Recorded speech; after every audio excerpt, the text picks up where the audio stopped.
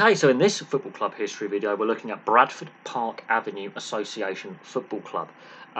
Very interesting backstory to this club. So the football department's founded in 1907.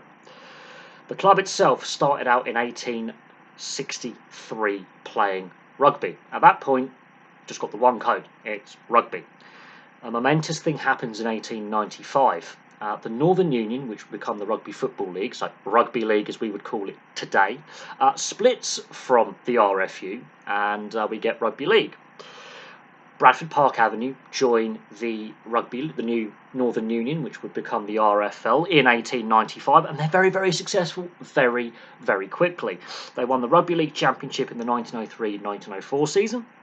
And then they win the Holy Grail, which is the Challenge Cup, in 1905-1906. Very, very successful early on in the early days of Rugby League.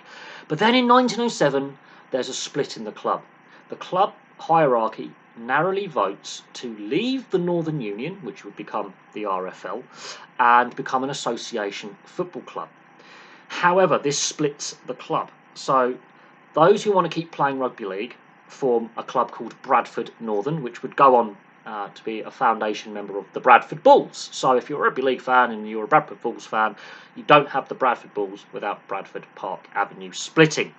Those who voted in favour of becoming an association football club go on to rename their new club Bradford Park Avenue. They start playing straight away and they are admitted to the Southern League in 1907. The following year, they're a Football League club. They're voted into the Football League in 1908.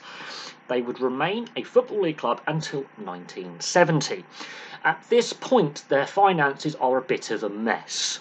They're losing money.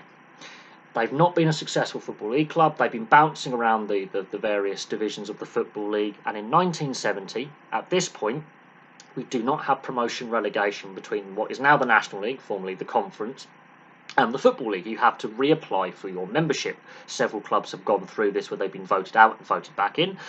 Bradford Park Avenue, unfortunately, are unsuccessful in their reapplication for the Football League in 1970 because of their debt. They're losing money. They're voted out. They are replaced by Cambridge United. Cambridge United are still a Football League club today.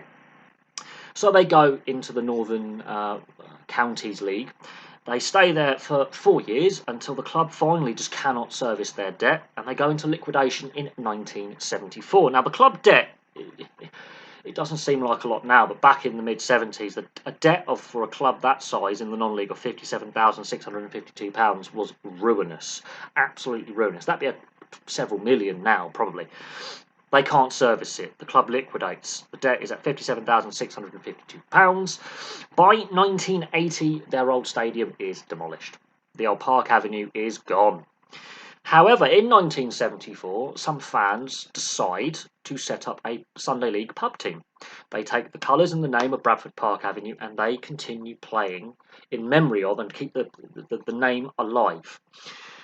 The present professional or semi-pro club is formed in 1987. They begin playing in 1988. Now, they have not made it back to the Football League. They are currently playing in the Northern Premier League Premier Division. They got relegated last year from the National League North, so they were nearly on the way to getting back to the Football League. Didn't quite work out that way. They get relegated down to the same league that FC United of Manchester are playing in. So it's been a difficult grind if you're a Bradford Park Avenue fan. However, they do have a cult following.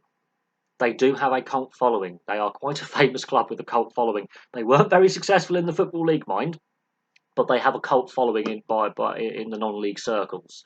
They're quite a fashionable club to follow. They're quite a famous club to follow as well. Now, their main rivals are Bradford City. Now, Bradford City, we've done a video on them. Bradford City are the more successful of the two, and that is their big rivalry. Now, that goes back to their Football League days, obviously. But the interesting thing is that backstory, where they originally played rugby, what we now know as Rugby Union, and then Rugby League. The Great Betrayal of 1907 is still is part of Rugby League folklore.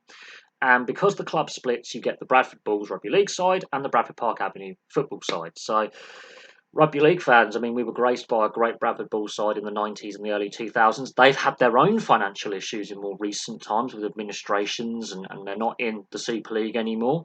They were a very successful side, winning the Challenge Cup many, many times, and the Super League many, many times.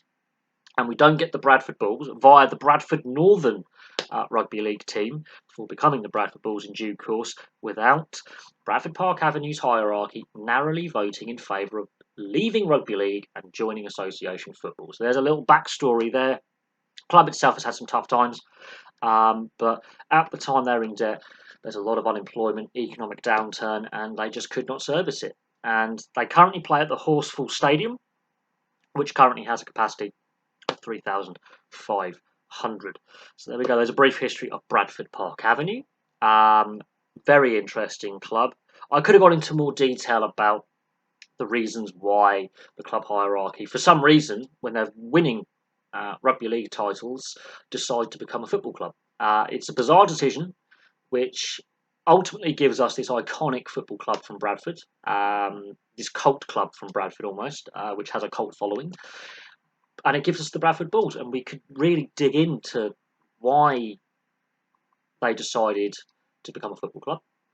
But that would take a long time, and I want to keep these videos short, but it's a very interesting backstory. And I would love to hear in the comments section from Bradford Park Avenue fans and those who know more about the history of the club about why back in 1907 the club split and why we have a football club and a rugby league club.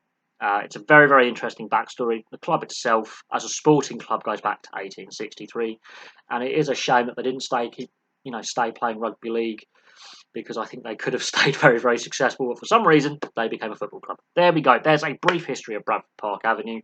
Very topsy-turvy history. They had that cult following, but for me, for now, thank you very much for watching. I will have some more content for you very, very soon.